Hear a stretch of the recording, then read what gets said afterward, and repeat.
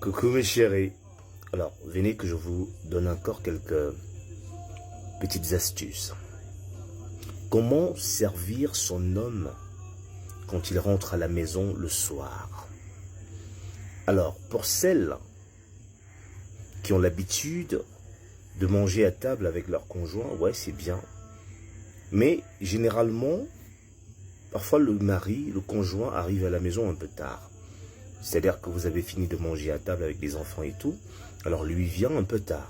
Alors quand il débarque, après avoir fait tout ce que je vous ai déjà montré, appris comme astuce, il faut donc servir monsieur. Vous savez, je vous ai toujours dit que votre mari, votre conjoint, c'est votre roi.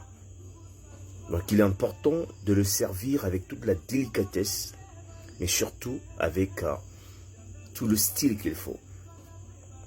Vous savez, dans les temps anciens, on avait encore l'habitude de respecter ces cérémoniales.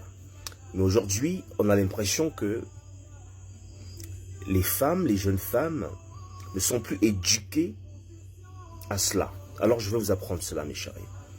Vous savez, quand le monsieur a déjà pris son bain et qu'il doit revenir donc à la table pour manger, généralement, à l'époque, nos mamans, elles servaient la table bien avant que papa n'arrive à la maison. C'est-à-dire que elle n'attend pas quand papa est déjà à la maison pour servir la table, pour faire la mise en place. Non. La mise en place était faite quelque temps avant l'arrivée de papa. Parce que papa, avant de venir à la maison, il avait déjà un tout petit peu appelé maman pour lui dire, ok, voilà, je suis en route. Donc maman devait donc tout arranger pour le recevoir. Donc généralement, la mise en place était faite déjà. Et quand on parle de cette mise en place, mesdames, sachez que vous avez affaire à votre roi. C'est lui votre roi. D'accord? Et il ne faut pas le servir dans n'importe quoi. Généralement, vous avez un couvert à la maison. Et vous avez parmi vos couverts les plus beaux couverts. D'accord?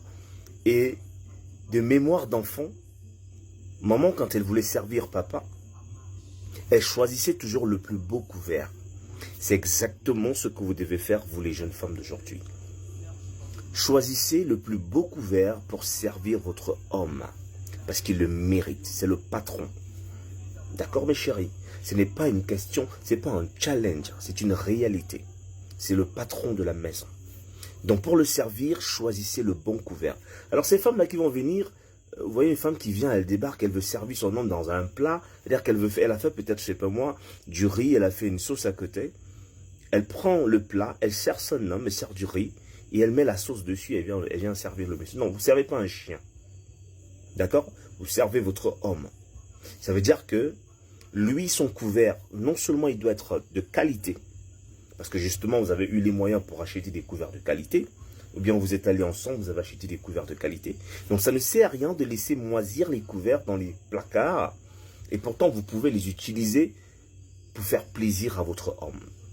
Parce que quand vous avez mis un bon couvert de qualité sur la table, quand il vient s'asseoir, il ressent à quel point vous lui donnez de l'importance, à quel point vous le respectez. C'est dans ces petites choses que l'homme se rend compte si on le respecte ou pas. Voilà, faites très attention avec ça, mes chéris. Donc, quand vous avez donc bien servi, bien trouvé le couvert qu'il faut, vous avez fait votre mise en place, quand il vient s'asseoir à table, vous lui ramenez de l'eau pour qu'il puisse laver ses mains.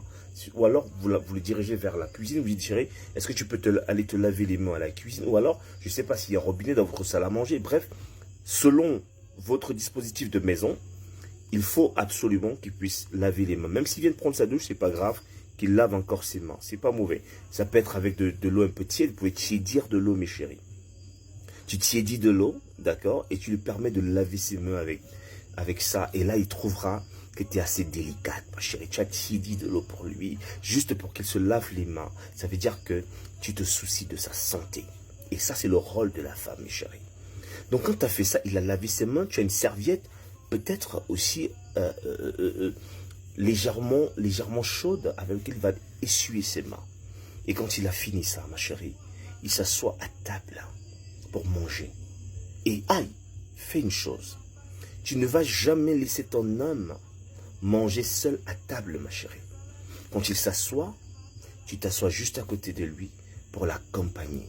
Parce que sûrement, à cette heure-là, les enfants dorment déjà. Il ne doit pas rester seul sur la table à manger.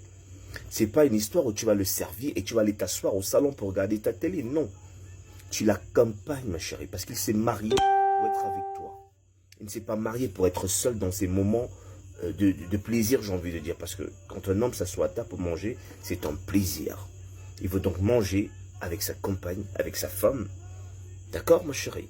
Donc voilà ce que tu devrais faire pour être sûr que, une fois que tu feras ça constamment, tu verras le changement de cet homme-là. Même quand tu vas lui demander n'importe quoi, il sera prêt à te donner parce que il sait à quel point tu prends bien soin de lui. Je ne vous parle pas de cela